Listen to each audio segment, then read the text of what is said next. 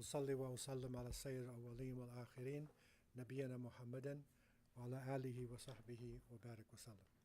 All praise are due to Allah, Lord of the worlds, and peace and blessings be constantly showered upon our beloved Prophet Muhammad, the master of the first and the last, his family, his companions, and all those who call to his way and establish his sunnah to the day of judgment. As to what follows, Assalamu alaikum wa rahmatullahi wa barakatuh.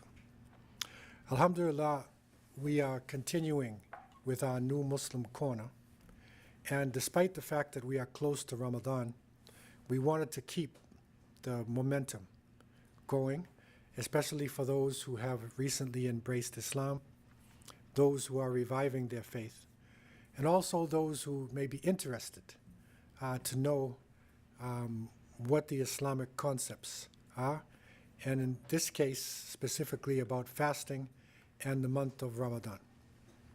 This is a special time, and we are looking at this issue from the eyes or from the point of view of those who are recently entering into Islam. There are complications within any aspect of a religion that is spread to different parts of the world. There's over 2 billion Muslims and so many ethnicities, so naturally you'll have different opinions. But the base of Islam is the same, and that's really the focus that we are looking at, so that with a strong foundation we can then begin to understand some of the beautiful complexities within the Muslim world. Now, fasting itself, many people fast, and recently the intermittent fasting has become very popular amongst a lot of people, where they dedicate certain hours of the day to eating, and then otherwise they don't eat. They may drink water, and there's certain rules to intermittent fasting. But the Islamic fast, and what is important, especially in the month of Ramadan, because the pillar of Islam, remember the 5 pillars of Islam, and from amongst them was Sawm Ramadan, the fasting in Ramadan. So it's not just fasting itself, because many people fast, but this is in the month of Ramadan. And so this is something which is unique, and it is unique for those who have that spiritual understanding that this is a special time. And so from amongst the many blessings of Ramadan, and as we go through the month, we'll be looking at different aspects of the fast and activities during the month and blessings. Prophet Muhammad, peace and blessings be upon him, said, when the first night of Ramadan arrives, the doors of heaven are open wide, and the doors of hell are shut, and the devils, meaning the evil jinn, are placed in chains. An angelic announcer proclaims, O sower of virtues, come forward. O sower of corruption, restrain yourself. And so this is a special time. And you can say to a certain extent, the spiritual ear is clear. And so this is something which is unique to the month. And there's not everybody has the sensitivity or the belief to understand this. Because it is our understanding that Jannah, that paradise, which is another dimension other than the universe that we're living in, that paradise is already created. And that Jahannam, meaning the hellfire, is already created.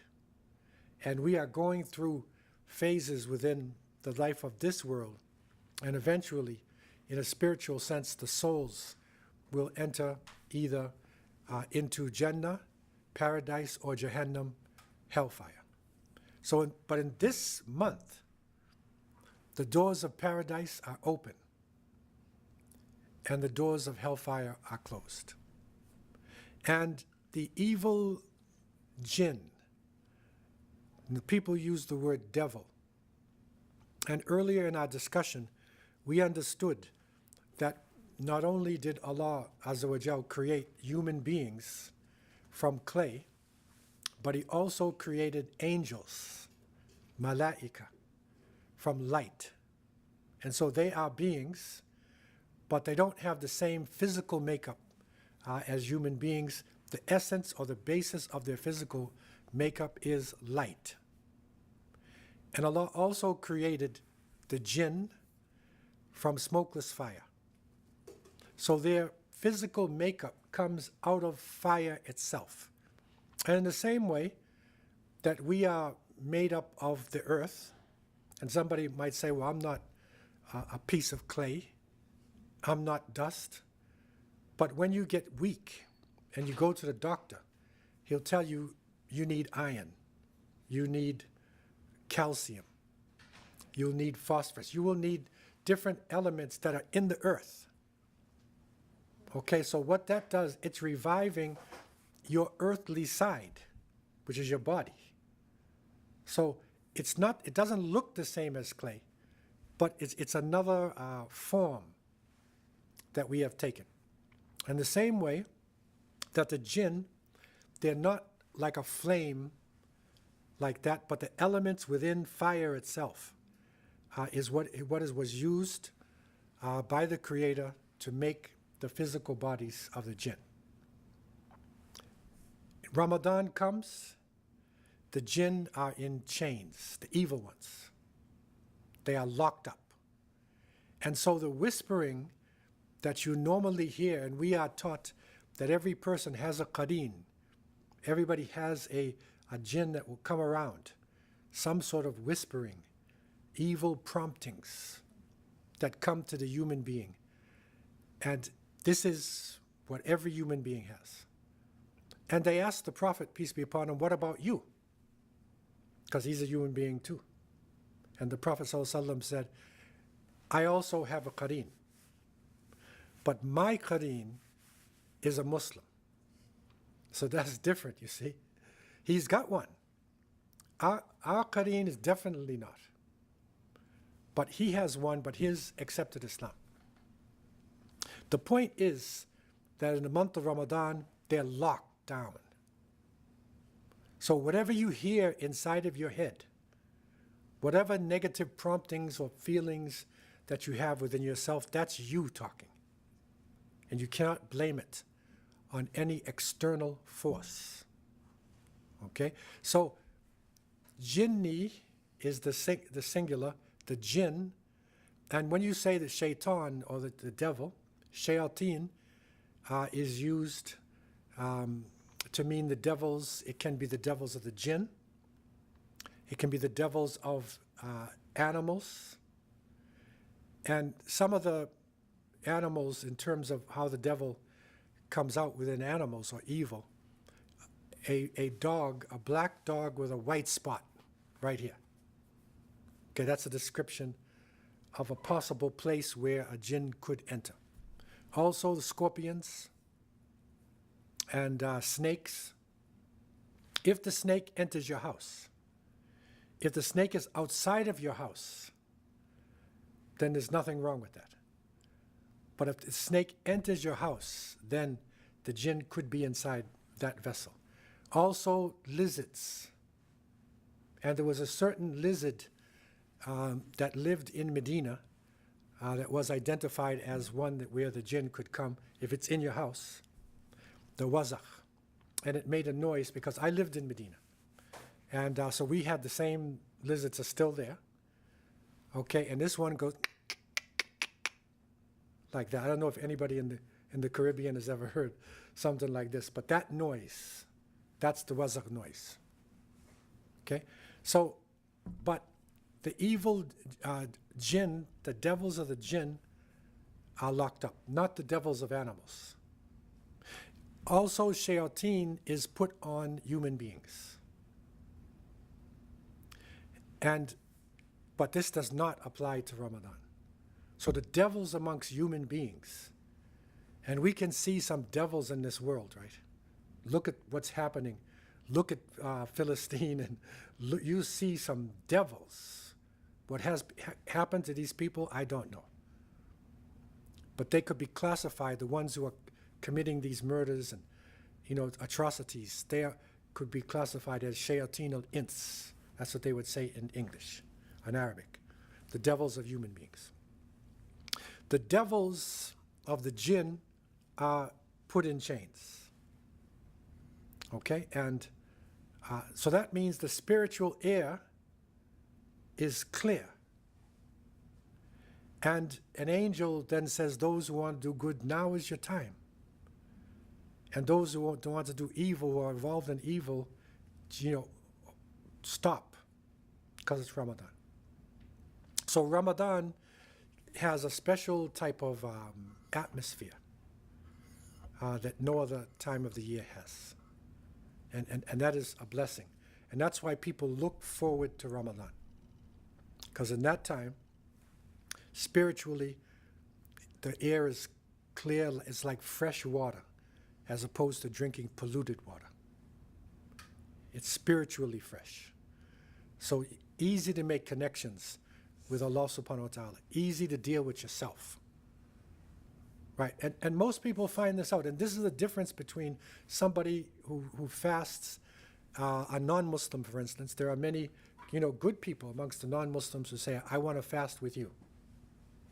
I want to experience it. And so they will fast. They'll get up in the morning and whatever, and they'll fast the day. But I've experienced this. I've heard people say that when they were a non-Muslim and they fasted, and when they were Muslim and they fasted, wasn't the same. It's like you can describe a mango, beautiful descriptions, but when you taste it, that's something totally different. So the taste of Ramadan and this experience is something which is special. I want to open the floor for any questions. Again, this is a workshop. If anybody has any questions concerning anything so far, the floor is open. Yeah. Do the jinns that whisper bad things to you and the black dots on your heart that appear when you commit sin, do they have any relation? No. When the dark spot is when it's described, this is just something spiritually that happens to the individual, but it's not, they don't have a relationship. Although sometimes, as a result of what they whispered, it caused the person to do something, and then that created the spot. But there's no real relationship between the two.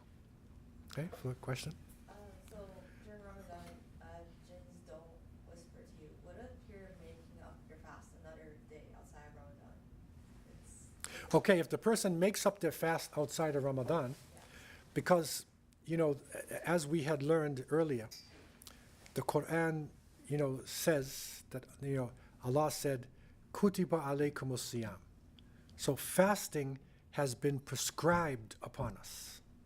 So it is obligatory act.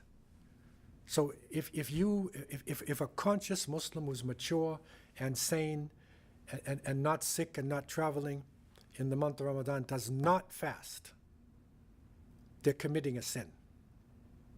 Okay, that is a sin that goes on their scale of bad deeds on the Day of Judgment. Okay, so if the person, for valid reasons, couldn't fast, and they make it up, then they take care of that sin or missing the fast. That's taken away. But it's not Ramadan. So the whispering is going to be there. Okay? It's still a fast, but it's not Soma Ramadan. It's special when Ramadan comes in. And people have different experiences. And some strange things. I mean, a strange thing happened to me when I was living in Medina. The beginning of the month, because it says when the first night of Ramadan hits. So the beginning of the month is determined by the hilal. So this is the first sliver of light that comes in the sky. And so when that lunar month begins, Ramadan begins. And there is some discussion about that for new Muslims, people reviving. Don't worry about the arguments and discussions, concerning the month of Ramadan, right? But basically, when it comes in, it changes. Now, some people, the Prophet, peace be upon him, did say, look for the moon. Begin your fast with the moon. And end it with the sighting of that hilal, right? But if it is cloudy, then you don't have to fast because you didn't see it. If it's cloudy, right? But he said you need to search for it.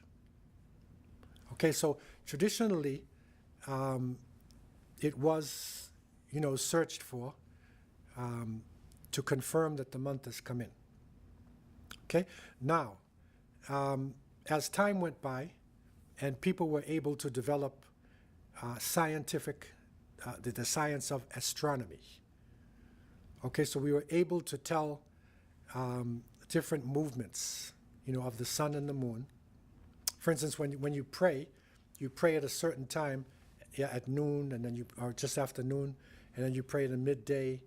And this used to be measured by the length of, a stick, that they could measure it by the shadow. Now we measure it through calculations. And we're able to get a prayer chart with calculations. Okay, so, and I don't want to get too complex with this, because it can get confusing.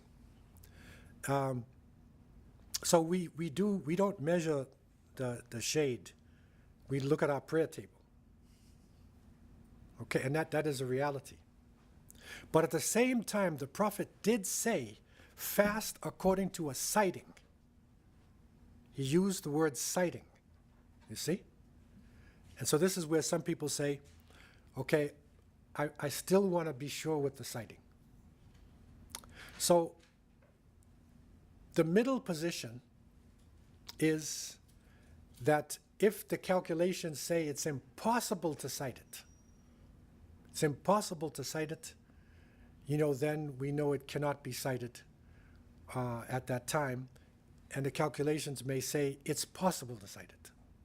So you can use it to rule out the time, but you still need to sight. So that's the position of a lot of Islamic scholars in terms of starting the month. Other people say, well, if the overwhelming possibility of sighting the moon is in, and we see it clearly through the calculations, then we will go with this because overwhelmingly it's in. And generally speaking, the calculations do not really contradict the sightings. On some occasions, there are some contradictions, but generally speaking, they don't really, contradict. And so more and more communities and scholars are going with the calculations, although still people want to confirm by the sighting. Okay, and if there are any questions, later on we can go back to that, but I don't want to take up the whole period, based on this, for those of you who may have heard some of these arguments. The point is, when the first night comes in, why do you think the Prophet ﷺ said Ramadan the first night? Why do you think he said that? Does anybody know? He didn't say when the first day come in. That is because there was darkness before light. So our day begins at night. So Maghrib Salat, after sun sets, that is the next day. And this is interesting because when I first went to Medina, a really good friend of mine, he said to me, I'll meet you at the Prophet's Mosque on Thursday night. Okay? No, he said Friday night. I'll meet you on Friday night. So I said, okay. And I have a mind from the West, right? So Friday night, I went on Friday night. Like tonight. This is Friday night. And then the next day I saw my friend and he was really sad. And I said, like, what happened? He said, I was waiting for you for 2 hours. Because Friday night for him was Thursday night. You understand? Because Friday starts in the evening. You get this? In Arabic they say, Laylatul Jum'ah. The night of Jum'ah is what we call Thursday night. But for me, I have my mind here in the West. It's Friday night. This is Friday night. You see, then I realized, oh no. And that's important for you to know as you go through the month, because as we go along, you'll see that there are special events that take place in the month based upon which day it is. And so you have to be sure about the day by realizing that that evening is when that day began. So if it said, for instance, the 21st night is a special time, right? Don't wait till the 21st day and let it go to the night. You see? Because that's the 22nd. Okay? As we go along, this will come clearer and clearer. So the spiritual ear is clear. And this is one of the first great blessings in the month of Ramadan. Another motivating factor for those who are believers. So if you're fasting out of belief, that is different than somebody who's fasting just to get the experience. Because somebody might say, well, I tried intermittent fasting. I tried fasting with dates alone. I fasted. You know, they have so many types of fasts. So they say, I want to try the Islamic fast.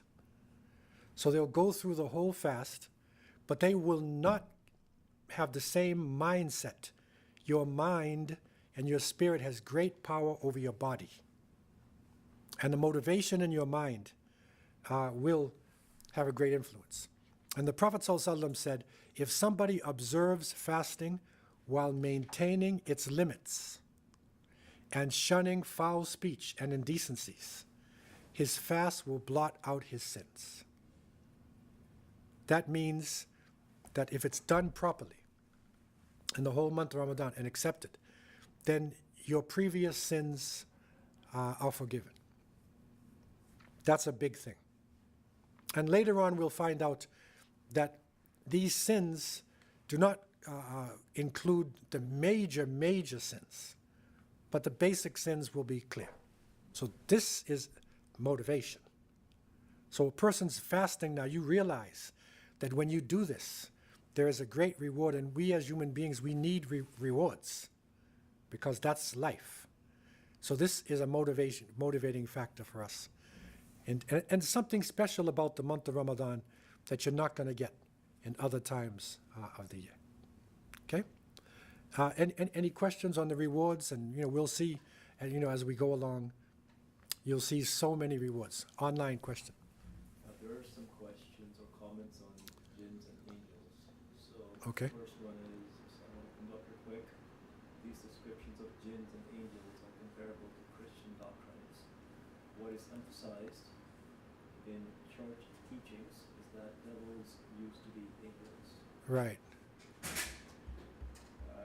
And there's a question, Uh-huh. are these the only differences, as it seems like they are very much in common? Yes. So what the question is that in Christianity and other religions, people of the book, they also have discussions about angels and about demons, devils, as well. So is it the same or is it different? The difference is the angels are a separate creation from the jinn. They're not the same creation. And the difference with the Christian perspective is because Iblis, Satan, the major evil devil who refused to bow down to Adam, the chief of the jinn, according to the Christian, he's an angel. They say he's a fallen angel. So he's an angel that turned bad. That's not our belief, because we believe angels cannot turn bad. He is jinni, and the jinn they can choose between right and wrong. So you have some jinn that are actually good. They're not evil jinn. and they live in a parallel world, not like our world. Okay, but Shaitan, well, iyadhu billah, he made his choice. And it is reported that before the creation of Adam, that Iblis was so pious that there was no place on earth where his head had not touched in prostration to Allah. He was so pious that he was put into the company of the angels. So when Adam was created, Allah said, bow down to Adam, to the angels. And they all bowed down, but Iblis, he didn't bow. Okay? Now the Christian thing is, he was an angel, but he went bad. No, he's jinni, but he was really good jinni at the time. And he refused to bow down because he had a choice, and so he was cast out. And you'll find that the Jewish belief and the Islamic belief, very similar. If you go into Jewish theology, even the words, because Hebrew and Arabic are Semitic languages, so you'll see a lot of similarities, because it comes from the same source. The only difference is we believe that the Quran is the final book which has not been tampered with, whereas the other books have been changed. Things have been deleted, things have been added. In the case of the Christian book, the Injil, the Gospel, it was lost, totally lost. Okay, but the beliefs, that's why we call Christians and Jews people of the book, because they have something of the book with them. All right? Any other questions online? Yeah? Okay. Yeah, go ahead. On the day of judgment, what will happen to Iblis and the other jinn? So, of course, the Iblis, he made his choice and he's going to be punished. And in terms of the other, jinn themselves, they will have a reward, with Allah, not the same as people, but the good will have a reward with Allah. But it's not the same as people. I have a question about a previous slide. So the one where if fasting is done right, like all your sins would be forgiven. That's right. Is it the same effect as if you go to Hajj? Something similar. Because if you do the Hajj properly, the pilgrimage, then you come back like a newborn baby, all the sins are forgiven. But the Hajj is actually even more. Because we'll find out later on that the sins, there's another hadith that says it wipes out all the sins except the kaba'ir, the major sins. So if a person committed murder, fasting in Ramadan is not going to wipe out the murder. But all the other things, the indecency, the swearing, the lying, and the other things which are not considered to be the major sins, they will be wiped out. So our fasting day, as we said, just looking at it, you wake up in the morning and give yourself 45 minutes, sometimes an hour, based upon how much you like to prepare your meal, before dawn, when Fajr comes in. Okay, so if Fajr is coming in, for instance, at, I don't have the times right here, but if it comes in, for instance, at 5:30, whatever, maybe you can look so we get more specific, then get up at 4:30. Like, give yourself time, based upon how much preparation you would like, to make. Okay, and then it's better to stop even 10 minutes before it comes, but you can go right up to the time of dawn. On Monday it's 6:18. So 6:18. Because we have the time change. Right. So 6:18, so therefore approximately, then, 5:18, everybody will have a chat and you can follow that. Okay, so that meal is your morning breakfast. That is your suhoor, we call it. And the Prophet ﷺ said, Tasaharu fa inna fi suhoori baraka. He said, take that morning meal because there are great blessings in the meal. So take it. Even if it's something small, And it's recommended to be something wholesome, like, for instance, you have oatmeal and, whatever things that something solid. Some people like, brothers, especially like your little scrambled eggs. You want an egg or something like that, fine. Add chia seeds to the oatmeal. What was that? I said add chia seeds to the oatmeal. It will last much longer. Right, the oatmeal, it's better to have something that will stay with you, right? And I would avoid foods that are too spicy. Although people like their pepper.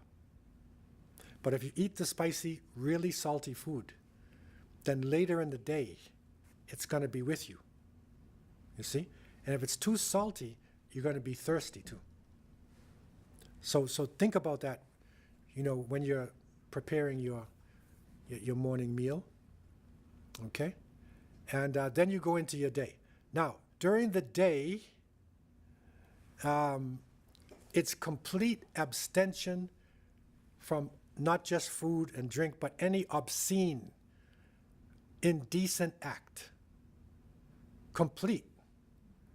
And it's not just physical, even watching it. So it's complete. You stay away from it. Also, you try to master the praiseworthy virtues, right? Patience, kindness, serenity, being calm, right? Calm.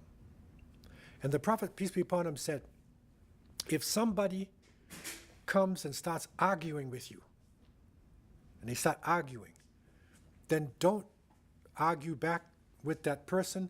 Then you should say, Inni sa'im. Tell him, I'm fasting.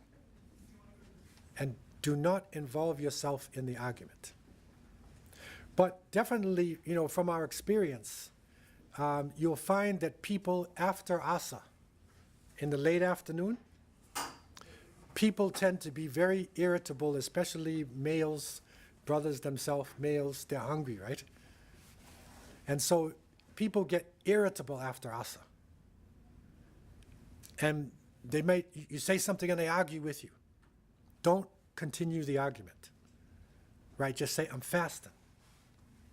I'm fasting. Avoid, even though it's a juicy argument and you have the answer to knock them out, right? Don't knock them out.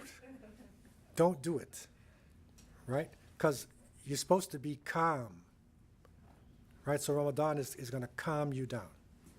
You should also avoid all forms of evil deeds, like backbiting, making fun of people, like mocking, lying, slander, right? Yelling, all of these things, screaming, unless of course it's necessary, you're screaming someone's, to try to help them from falling off a bridge.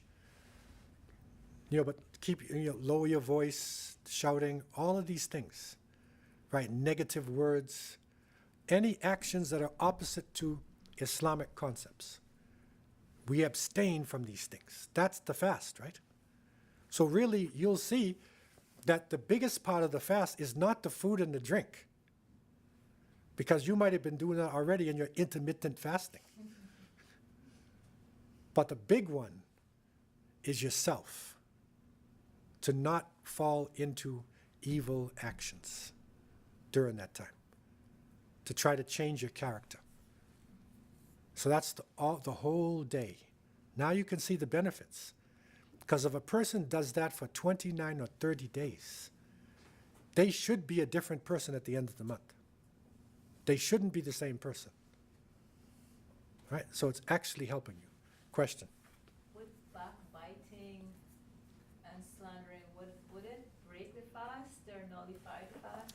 When the person's backbiting, they get on the phone, you say, okay, this person, I don't like him, I don't like her, they're talking against them. It doesn't break your fast. But you'll lose the spiritual benefits.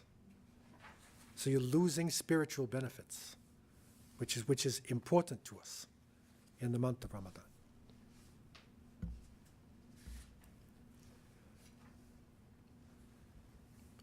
So the fast continues, and then until sun sets, and we should try to break the fast immediately. So that means that even if you're driving on the highway and 401 is really getting bad now, and if you know that you're going to be stuck on the 401, then carry with you some water and dates, like carry it with you, so that when the time comes in to break your fast, even though you might not be in a position to pray at that point, you can break the fast. So try to break it immediately. Don't let it go. And it's not some special thing that you're doing, because you go longer. No. The sunnah is break it right away. And this is important, as you'll see, because it gives you a rhythm. And once that rhythm, you get into the rhythm, it makes it easier for you to continue through the whole month, right? And makes it easier to do other things other than fasting. So you got to break, the first week will be a little difficult, to get into the rhythm. But once you're into that rhythm, then you'll see, you can really now open up to other activities, because your body gets the signal, right? Because your mind has got great control over the body. And now, and we're motivated to do this. And then in the evening, we then continue on, and we had learned that there is the prayer of Taraweeh, which is the evening prayers in the month of Ramadan. And after Isha, which is the night prayer, so then is Taraweeh. You can do it in the mosque with a group, or you can do it at home. If for some reason the person couldn't make it or didn't make it, it's okay, because it's only extra prayers. It's not obligatory. And we discussed this last week. And you can make 8 units, 8 rakats, right? Or you can make 20. Both of them are sunnah. They're prophetic way. You have the choice of either of the two. And you'll find that masjids generally will do 8 or they'll do 20. Our masjid is one of the unique masjids, in that you have a dedicated group that does 8, and then you have a group that stays for the 20. And people tolerate each other. In other masjids, they get a little nervous if you're not doing it their way. Okay, but here you have a choice. Okay, question? So here in the last 10 nights, they'll also do qiyam. So even if you do 20, they'll come back in the morning and do qiyam. Is there any differentiation between that and this, given that? Yeah, so what it is that you can continue on with the qiyam as well. The real difference is there is a prayer called witr prayer, and that is the odd number that the Prophet ﷺ used to do, at the end, 3 extra units or 1. Maliki school, it's 1. It's an odd. And if you're going to do more prayers later in the evening, especially in the end of the month, don't do the witr prayer, because that should be the final prayer of the night. So then the person would do it with the Jamaat, and then they could do later. Because the number doing 8 or 20 is only just a guide, but it's not it's not like Dhuhr prayer 4, and you decide, well, I think I'll do 5. No, you have to do 4. Right? So this is different. What is qiyam? Qiyam, we haven't, that's another one we were going to go into, but that's late night tahajjud prayer in the last third of the night. Especially you find in the last 10 days, and as the month goes on, we're going to have more classes. We will go into it in more details. But in the last third of the month, that is really the time where there's such great spiritual blessings that people will come back again in the last third of the night, and they will pray at that time as well. Okay? Now, just to continue on, this month is considered to be Shahr al-Quran. This is the month of the Quran. This is the month when the Quran was revealed. It was originally revealed in the 27th night of Ramadan. Okay? And so what the Prophet ﷺ, did, and this is the authentic hadith, and it said during the month of Ramadan, the Prophet acted more generously than in any other month. And he was more generous when Angel Jibreel visited him. Every night, the angel, the Jibreel, used to visit him and teach him the Quran. When Jibreel visited him, the Prophet was more bountiful in giving than the winds that move freely.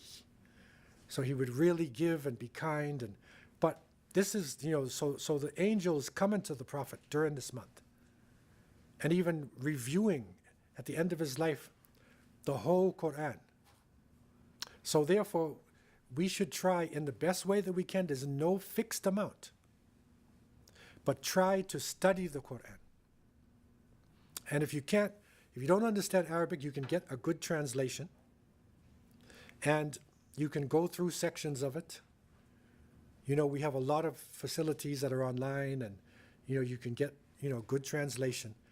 So try, put emphasis. Many of the big scholars in Islamic history, they dropped all different subjects.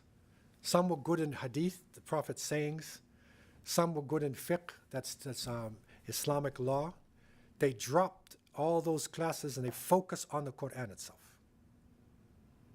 And it's not just reading it. You can practice, take some of your time, try to learn to read it in Arabic. Okay, also read your, this tafsir, if you can get explanations of it that explain, like Ibn Kathir is one where his explanation is translated into English. So you might be able to get a translation. You can get certain things online now, there's a lot online, to get explanations of the Quran itself. So this is one of the focal points of the month, right? Which makes it special. If you are a revived Muslim, and you want to get into a good discipline, one good thing to do is the Quran. It is divided. There's 30 sections of it. So if you can read a juz, which is like a section, every day, at least, right? One juz or one section of it. Or you can do more. In the mosque like this one, they'll do 1 1/4, they'll do a little bit more. But on our own, if you can read through at least a section, it's a really good goal to set for the month. If you could even read through the English translation of the whole Quran in this month, that would be an amazing achievement. That would be really good. But whatever you can do, as long as you do it with sincerity, that's the key. So there's no quantity, but it's really based on sincerity. Because some people read it, really fast, and they go through it and everything like that. There's no sincerity. They're just like parrots, just making sounds, right? We don't want that. If you just read something slow and understand it, that's how the companions were. They would read a small section and then pause and understand it. Not go, go, go, go, go. They would, that's the key thing. It's quality and not quantity.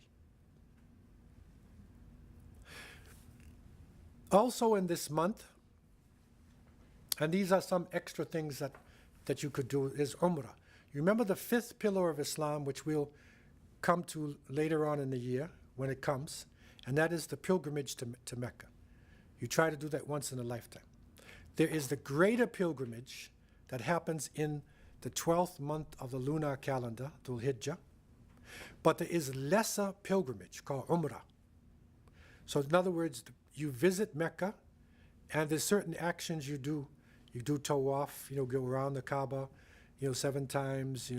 There's certain things you do, in the thing. You pray 2 rakats, there. You drink from Zemzem. You run in between Safa and Marwa, the mountains. So there's certain acts that you do. It's called Umrah. Okay, that's what that means.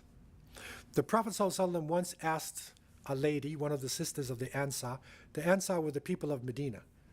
They were the ones who took care of the immigrants when they came from Mecca. They're called the Ansar. So he asked the sister, why didn't you make Hajj with us? Now look at this. Look at the relationship between the Prophet and women, right? Some people act like women are invisible, right? He had enough sense of this sister. He knew she didn't come to Hajj. It's not his wife, right? But he had sense of the people in his Jamaat, even the female members of his Jamaat. Then he asked her, why didn't you make Hajj? And she told him she could not make it because she couldn't find the means of going to Mecca. And then the Prophet ﷺ said, in that case, you should perform an Umrah in Ramadan. For an Umrah performed in Ramadan is like Hajj with me. So if you could do that, which if somebody's revived Muslim, you're already in. The new Muslims, that's going to be maybe out of your range. But if you're reviving your faith, and you can, and fortunately we have a lot of groups that actually, they're tour groups, that will take you there and bring you back. In Ramadan, if you could do it in Ramadan and come back, it's great blessings. Now, the question may come, and I'll answer it before it comes. This does not take the place of Hajj. In other words, making pilgrimage is a duty to us. That during the month of Dhul Hijjah, because there's a lot of things in this. So this is, you get the blessings of making Hajj with the Prophet. But it does not fulfill your Hajj. You have to still go to pilgrimage if you are able to once in a lifetime. Okay? Floor is open for questions. Couple online. Okay, online? Yeah, go ahead. For new Muslims that do work that is physically taxing, such as construction and labor work, and attempt to fast but find that is difficult, should they wait until iftar or break their fast? Okay, so the question is, if a person is doing intense labor and they have difficulty should they break their fast or not? Did he say what happened? What happens to him? Does something happen? He just said it's strenuous work. Yes. Okay. Ramadan is not supposed to stop you from doing your work. You should still do the work.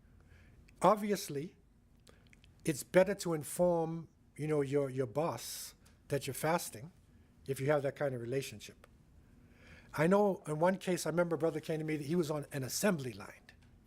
You know the assembly lines, right? And everything's moving through. You can't say to the boss, well, I'm fasting and I can't do this. No, man, the whole vehicle might fall apart because you didn't put the wheel in. So you have to do it. But you need to regulate yourself. If it reaches the point where he's physically in danger, he's going to pass out, then that person may be classified as sick. Remember, if you're sick, right, then you can make up the day. But Ramadan is not supposed to, it's not a vacation from school and from work. We're supposed to continue along in the work that we do. However, if you have strenuous work, you obviously try to cut it down. And if you have a relationship with your employer, you let them know you're fasting. Maybe you can do something on the assembly line that's a little bit lighter than the other people. But we should still fast. We're not running from society. We're not monks hiding in monasteries. No, we're part of the society. And that is the unique part of the Islamic fast, that we're actually going amongst people. We're in society, but we're fasting. And this is going to give you, you're going to see later on in our discussions, it's going to give you a type of insight on everything that's around you. Because the rest of the people they spend half their day looking for food. Or they're trying to get a coffee, they're trying to get this, they're trying to get that. You're not looking for food, right? That side of you's turned off. So the other side, it's like widening your eyes. Your senses are different, right? Because the animal sense, which is hunger, sex, turned off. So you're like, in a sense, like an angel. You're like an angel. It's a nice description, right? You're an angel. So you can't act like a devil, right? You can't be fasting and listening to some, music and they're swearing. You can't do that. It has to be a complete fast. Okay? Any questions on this one? This is Umrah and Ramadan. So this is the month of patience. Yeah, question. So if it's Umrah and you're traveling, are you fasting while you're on Umrah? No, you don't have to.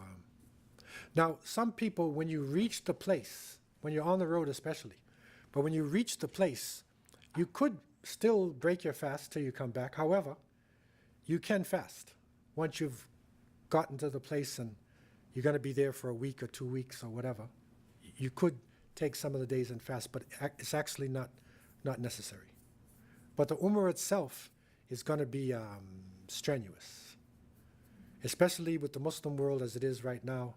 Making Umrah in Mecca is like there's almost a million people there. It's unbelievable.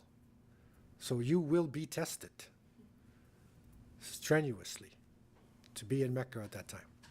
Great experience, if you can possibly do it. So this is the month of patience. Sabr is the word. And sabr, perseverance, right? It's a very important quality. It's one of the great qualities of a believer. It's perseverance. Okay? And Ramadan will help to strengthen, your willpower, determination, right? These are important qualities. This is one of the greatest qualities of the Palestinian people. Because to see what they're going through, and they still believe in Allah, right? They're still, fighting back. Some people are accepting Islam just watching them. Or they're saying, like, what motivates these people, right? Part of what motivates them is that they are fasting people. They have a tradition of sabr, of patience. And once you develop that tradition of patience, you see it in Afghanistan. The Afghan people, when they were under attack, under sanctions, in the cold, and they maintain themselves. Other people would go crazy, but they have a tradition of patience. It's very important. Now, patience can be divided into 3 parts. This is one of the scholarly looks at. There is a sabr al-ma'mur, and that means you have to have patience on those things that Allah commanded you to do, to obey Allah. In other words, you have to have patience, persevere to make 5 prayers. You have to have patience to live an Islamic life, especially here now in this world. So you've got to have perseverance and patience to do this. That's one form of patience. And another one is patience in staying away from forbidden things. Okay, that's a lot of patience. Okay, and finally, there is patience, sabr al-maqdur, and that is to have patience in facing the trials and tests of life. Those things that have been prescribed, the will of Allah. Because somebody dies, you get sick, things are going, you have to have sabr. You have to have sabr. You have to hold. Right? And Ramadan strengthens this. It will strengthen our resolve. We don't have a problem. We continue. And that is a great quality I like this picture. You see the plant there coming out of the cement? That's a lot of patience that plant has, right? It wanted to come up. And it just continued, found its way, and then the sun and the rain. That takes a lot of patience. So these are some of the qualities in the month of Ramadan, some of the blessings that we're looking for. Okay, floor is open for any general questions anybody has concerning these points or any other aspects of Ramadan so far that we've covered. Floor is open. So at this point in time, based upon what the calculations are saying and people who cite the moon, believe, Sunday night would be the first night of Ramadan. And then, so that night, prayers will start at the different masjids. But that morning, that's when you got to fast, right? So Sunday night, prepare yourself. Don't look at the chart and say Sunday, so you're going to wait till Sunday afternoon. No. That's it. It's Monday. Okay, so Monday morning, the fasting will officially begin. But it comes in at that time. Now, you'll always have some slight differences. You might hear that somebody in, New Zealand or in Pakistan or somewhere is another day. There's some differences of opinion, but I mean, the world is such that if on one side you're doing one thing and another side they're doing another thing. Like Brother Farhad, he came here to one of class one time. He's in Malaysia right now, right? So when you're in Malaysia, I've been there many times, this is like 12 hours difference, right? So like they're going to be doing something totally different to us. They might be breaking their fast and we might be starting our fast. Like there's 12 hours difference. So there's always going to be some slight differences. That's okay. It's nothing to get nervous about, right? Or to look down on somebody and be angry. If there's some differences, in time and whatever, that's fine. Okay? But this is how, basically it's going to, be starting. And the following week, that following Friday, next Friday, there's no class at this time. However, on Sunday night, we will have our new Muslim corner, and this is going to be 1 hour before sunset, or before we break the fast, right? So on that day, we said, we could say it's going to be around 6:15, because it'll be around 7:20. So we'll say 6:15, inshallah, and even those online, if you want to come online, 6:15, we'll have a class, and then we'll break our fast, and then inshallah there will be a meal. So we will also have an iftar meal, here, so you don't have to cook that night, right? There'll be a meal here provided, and then we'll stay here and discuss and whatever, and freshen up, and then when Isha comes, that's when your night prayers come. So if you can experience the night prayers here, or if you don't feel well or whatever, you can go home. The point is that we want to continue the lessons, because questions are going to arise. There's going to be, and there's more issues in Ramadan that you need to know about as they come.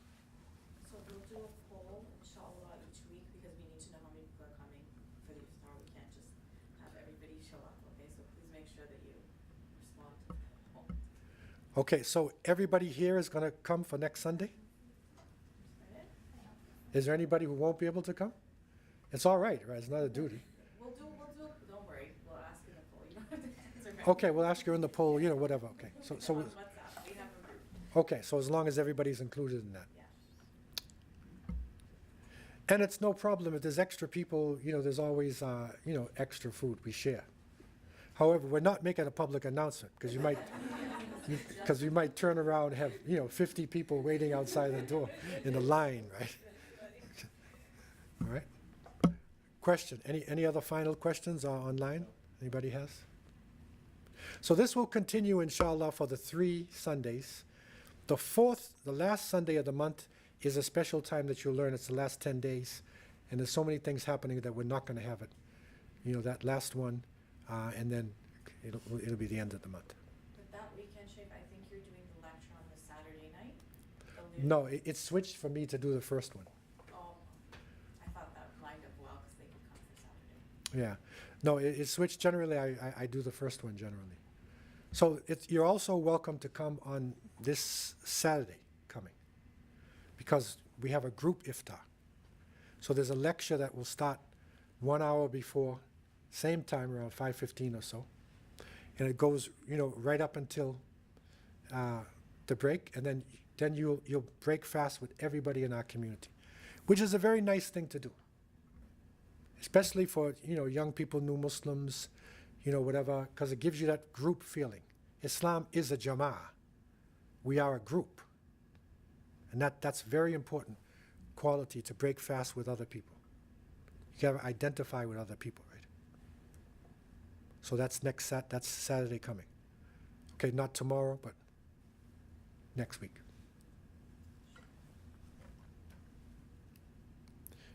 Any other general questions? Okay, so the floor is open for any general questions anybody might have. Yeah. When you mentioned the snakes or other animals that get in your house, should you throw them out or kill them? Yeah, so this is a good question about the evil jinn. So, if any of these animals enter your house, then you should you actually tell it. The Sunnah says that you say to it, leave. Right? Because if there's a jinn there, they can hear you. So you say leave. And if it doesn't leave, then you have to, we don't want to kill, but you just get it out. And I was living in Medina, and we had scorpions and we had snakes that would come in the house. I live with Bedouins. And so sometimes they will get inside the house. I went to a city called Sokoto. This is northern Nigeria, desert. And I stayed in the guest house. And they have this lizard. It's like yellow and black. And so I looked, and this lizard, this thing's on my wall, right? So I'm thinking sunnah, so I said, leave, right? And didn't want to leave, right?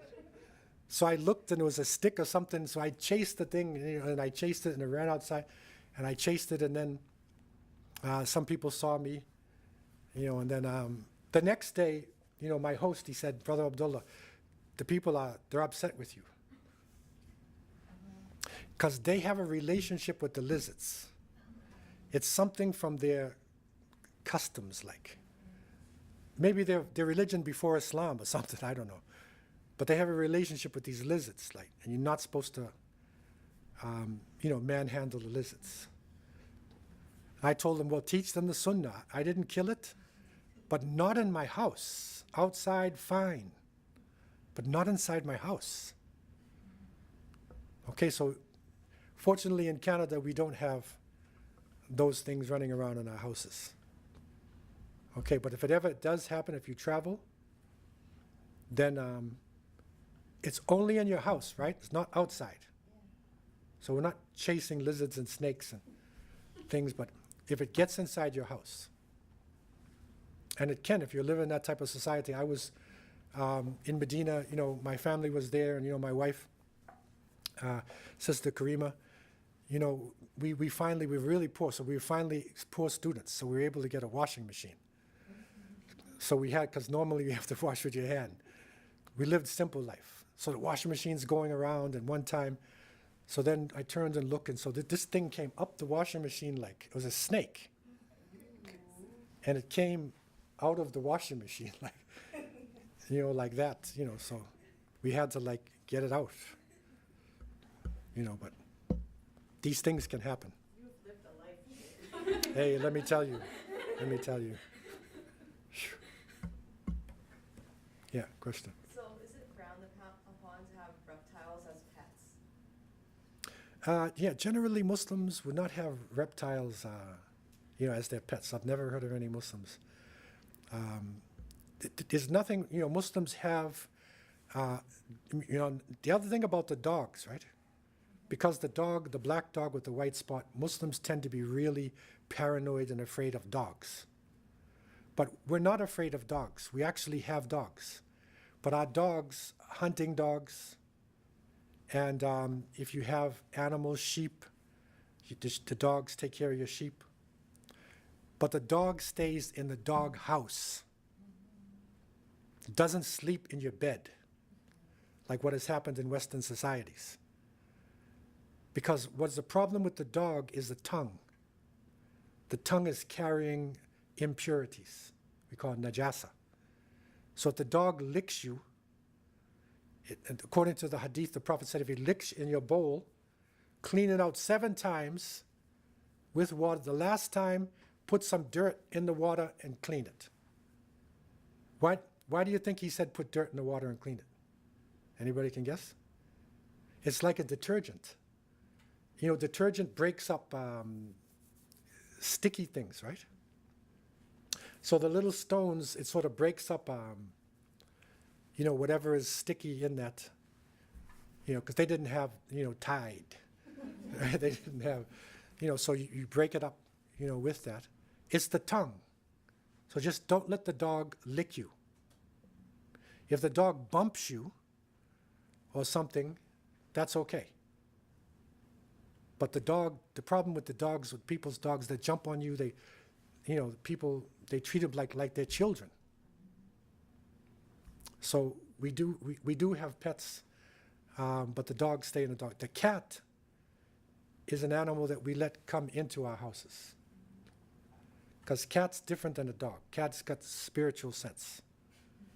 So cats, you know, okay. I'm allergic to cats, so I can't have cats. But if you're not allergic and a cat, you know, did move around, it's not like a dog. In Istanbul, the Turkish people, they love their cats, and they take care of the cats. And the Ottomans used to build, you know, you have the stones, cobblestone. So they would have every 10th cobblestone has a little edge in it, and when it rains, the water comes in there so the animals can drink. And they have bird cages in their parks and places for the animals to drink, especially the cats. So there's nothing wrong with the cat. Question? So with the dog saliva being najasa, is that common across all madhabs or All dogs. Common across what? all madhabs? Yes, that's common. The school of thoughts? No, that's everybody. Everybody, Some are a little more strict, but the thing is that, you know, in the time of the Prophet, peace be upon him, the dogs are in the hadith because they said that when you're hunting, you know, and your dog, you know, gets the bird, then you should still sacrifice. So it's in the hadith that the dog got the bird. So everybody knows that. As a matter of fact, we have some of the best dogs in the world, right? You know the greyhound dogs that they run in the racetracks? They come from Arabia. We have beautiful dogs. You know the Afghan dog? The tall one with the long blonde hair? It's from Afghanistan. So we have dogs, right? But they're not part of our social life. They're doing different things, you know, taking care of guarding your house at night, you know, or the animals or, you know, whatever like that. Now, The way that we think, the way that we believe that jinns are associated with the animals that come into your house, right? right. Do we believe that the ones that live in the wild, like jinns are associated with them as well? It is possible, especially the specific one, the dog with the black dog with a white spot. That is possible. You told us a story a while back about you and some brothers going to a masjid in the States, and there was a lot of signs that it was a weird masjid, and you said there was a dog that came up to you. Was that like a black Yeah, dog? it had a white spot.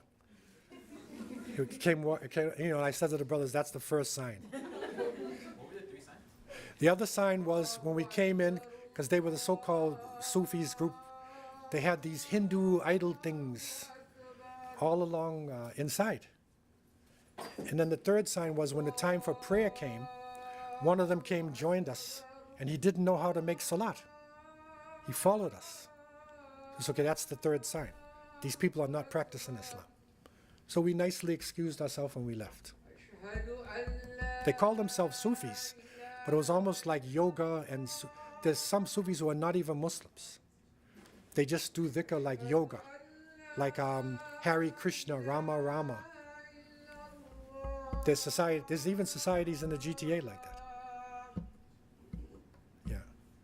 Okay, so we'll break for Salat, and inshallah, we'll see you again next week. Next Saturday, if you come, it's a big day. Place will be crowded, nice vibes. It's really worthwhile coming.